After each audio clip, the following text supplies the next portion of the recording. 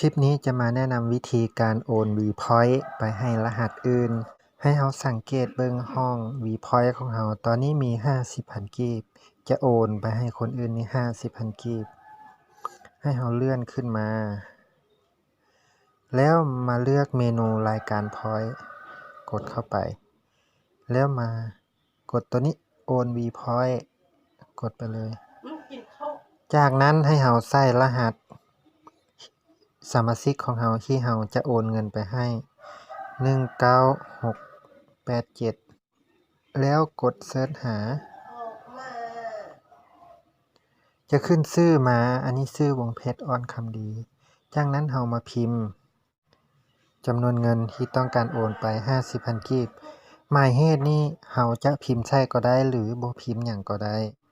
จะพิมพ์ว่าน้องเพชร จากนั้นเราก็มากดโอนเลย กดไป กดตกลงอีกครั้งหนึ่ง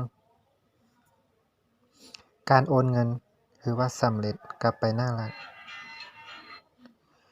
จากเงินเมื่อกี้นี้ 50,000 กีบก็จะถูกตัดไปเลย 50,000 กีบ ตอนนี้เงินถือว่าไปเข้ารหัสใหม่เรียบร้อยแล้ว